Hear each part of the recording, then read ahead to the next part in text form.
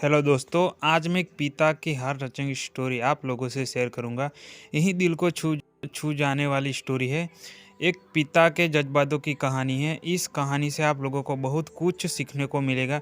इस कहानी को लिखने का मेरा एक ही मतलब था कि मैं पिता की भावनाओं को आप लोगों के साथ बहुत ही सुंदर स्टोरी में पिरोप कर आप लोगों से शेयर करूंगा। तो आप स्टोरी कुछ इस तरीके से लिखी है, तो सुनिएगा। अपने माँ के बारे में तो बहुत कुछ सुना होगा, बहुत जगह पढ़ा भी होगा।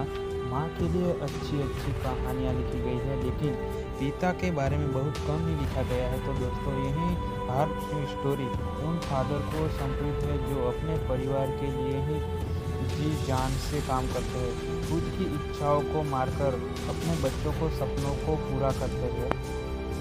ये स्टोरी शुरू होती है। अब मैं घर से गुस्से में बड़बड़ाते हुए निकल गया था और बस स्टैंड की तरफ आगे बढ़ने लगा। मैं मन ही मन बड़बड़ा रहा था, पता नहीं कितने पैसे छुपा के रखे, लेकिन मेरे लिए एक बाइक ही नहीं ले सकते। अब मैं यहाँ से चला जाऊँगा और अब तक वापस नहीं आऊँगा जब तक मैं खुद के पैसों से बाइक नहीं खरीद लेता।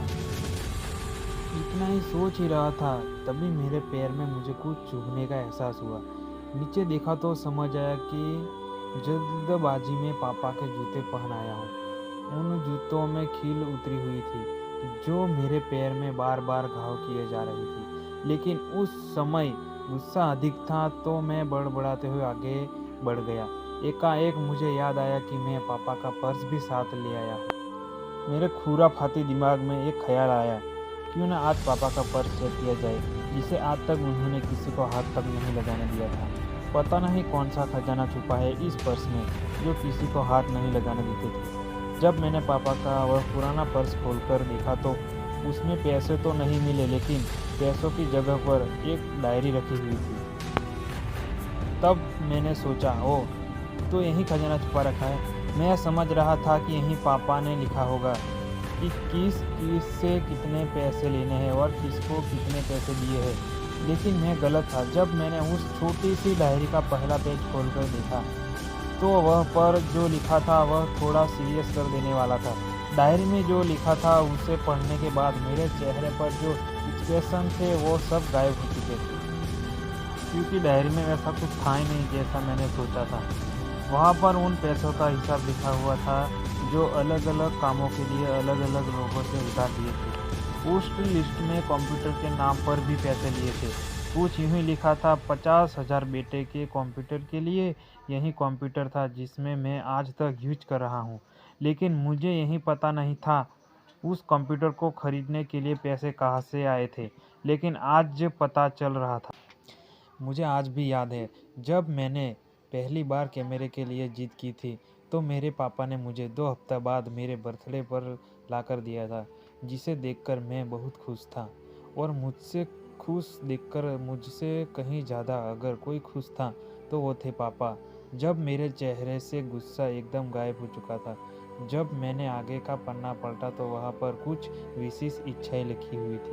पहली जो विश थी उसमें लिखा था, अच्छे जूते पहनना। यही बात मेरे कुछ समझ नहीं आई। तभी मेरा पाँव अचानक सड़क पर भरे हुए पानी पर जा पड़ा और तभी मेरे पाँव में कुछ गीलापन होने का एहसास हुआ। तब मैंने जूता उतार कर देखा तो उसका तला टूटा हुआ था। यही देखकर मुझे डायरी में लिखी बात याद आ गई। तभी मुझे माँ पापा की कही बातें भी याद आ रही थी कि वैसे माँ जब करती थी पापा से, अब तो जूते पुराने हो गए, नए जूते। तो पापा अक्सर इन्हीं घर में टाल दिया करते थे, जूते अभी और चलेंगे, अभी कुछ दिन पहले तो लिए थे। मुझे आज समझ आ रहा था कि कितने दिन और चलेंगे।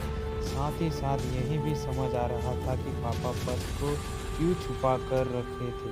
तभी उस डायरी को पढ़ते हुए बस स्टैंड पर पड़ी बेंच पर आकर बैठ गया। जब उस डायरी का आखिरी पन्ना बचा हुआ था, उस पन्ने को जब मैंने पलट कर देखा तो वहाँ कल की डेट लिखी हुई थी। तारीख के नीचे लिखा हुआ था 50,000 रुपये की बाइक के लिए। बस इतना पढ़ा और दिमाग सन्न रह गया। अब मेरे मन में कोई शिकवा गिला नहीं बचा था, बस मेरी आंखों में आंसू चले जा रहे थे। मुझे आज तक नहीं पता तब मैं क्यों रोए जा रहा था। अब मैं जल्दी से घर की तरफ भागा। लेकिन जूतों की वह कील पाँव में अब तक घाव बनाने में कामयाब हो चुकी थी। मैंने जूतों को रास्ते में ही निकाल कर फेंक दिया और भागते खड़खड़ाते हुए घर जा पहुंचा, लेकिन पापा घर पर नहीं थे। मैं समझ गया वह कहाँ थे।